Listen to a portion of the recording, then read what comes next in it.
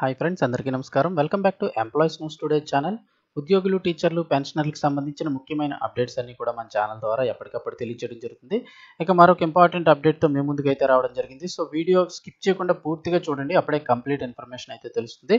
అలాగే చాలామంది వీడియోస్ చూస్తున్నారు కానీ సబ్స్క్రైబ్ చేసుకోవడం మర్చిపోతున్నారు ఫ్రెండ్స్. దయచేసి సబ్స్క్రైబ్ చేసుకోండి, అప్పుడే ప్రభుత్వం నుంచి వచ్చే లేటెస్ట్ అప్డేట్స్ అన్ని కూడా మిస్ కాకుండా మీకు ముందుగానే తెలియజేయడం జరుగుతుంది.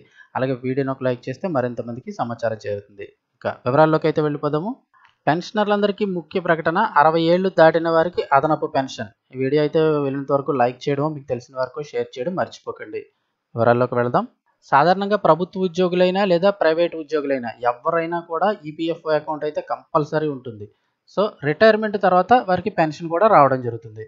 అయితే ప్రతి నెల ఉద్యోగి జీతం నుంచి 12% పీఎఫ్ అకౌంట్లో జమ అవుతుంటుంది. అయితే పెన్షనర్లు 58 ఏళ్ల నుంచి కాకుండా 60 ఏళ్ల నుంచి కనుక పెన్షన్ అందుకోవడం ప్రారంభిస్తే ఏకంగా 8% అదనంగా పెన్షన్ లభిస్తుంది అంటున్నారు. అది ఎలాగా అని చూస్తే, ఒక వ్యక్తి 10 ఏళ్ల పాటు భవిష్య నిధికి అంటే ఈపీఎఫ్ భవిష్య నిధికి ప్రతి నెల కొద్ది మొత్తం జమ చేస్తే 58 ఏళ్లు నిండేసరికి పెన్షన్కి అర్హుడవుతాడు. అదే పెన్షనర్ 58 ఏళ్ల నుంచి కాకుండా 60 ఏళ్ల నుంచి కనుక పెన్షన్ విత్డ్రా చేసుకోవడం మొదలు పెడితే, డ్రా చేయడం మొదలు పెడితే అదనంగా పెన్షన్ పొందొచ్చు. అంటే 60 ఏళ్ల నుంచి కనుక పెన్షన్ తీసుకోవడం మొదలు పెడితే 8% అదనపు పెన్షన్ వర్తిస్తుంది. 10 ఏళ్ల పాటు జీతం నుంచి కొంత భాగం ప్రతి నెల పీఎఫ్ అకౌంట్లో జమ చేస్తే చాలు, ఎవరికైనా పెన్షన్ లభించడం జరుగుతుంది. 10 ఏళ్ల కంటే తక్కువ వ్యవధిలో పీపీఎఫ్ అకౌంట్ కలిగి ఉంటే మధ్యలో ఎప్పుడైనా పెన్షన్ కోసం డిపాజిట్ చేసిన మొత్తాన్ని విత్డ్రా చేయవచ్చు. ఈపీఎఫ్ఓ ఖాతాదారులకు రిటైర్మెంట్ తర్వాత పీఎఫ్ ఫండ్ నుంచి ప్రతి నెల పెన్షన్ అందుతుంది.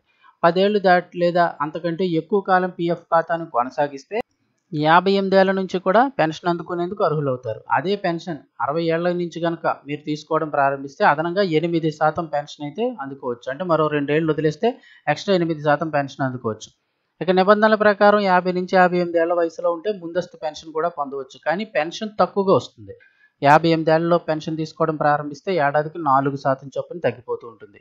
అంటే మీరు 56 ఏళ్ళకి తీసుకుంటే 8% తగ్గిపోతుంది. అలాగే సంవత్సరానికి 4% తగ్గిపోతుంది. ఇగో 56 ఏళ్ల వయసులో పెన్షన్ కనుక విత్డ్రా చేసుకుంటే మొత్తం పెన్షన్లో 92% మాత్రమే లభిస్తుంది. ఇక పీఎఫ్ ఖాతాలో 10 ఏళ్లు పూర్తయిన 50 ఏళ్లలోపు మీరు వయసు ఉంటే కనుక పెన్షన్ క్లెయిమ్ చేయలేరు. ఉద్యోగం వదిలేస్తే మాత్రం పీపీఎఫ్ నిధుల్లో మాత్రమే విత్డ్రా చేసుకోగలరు.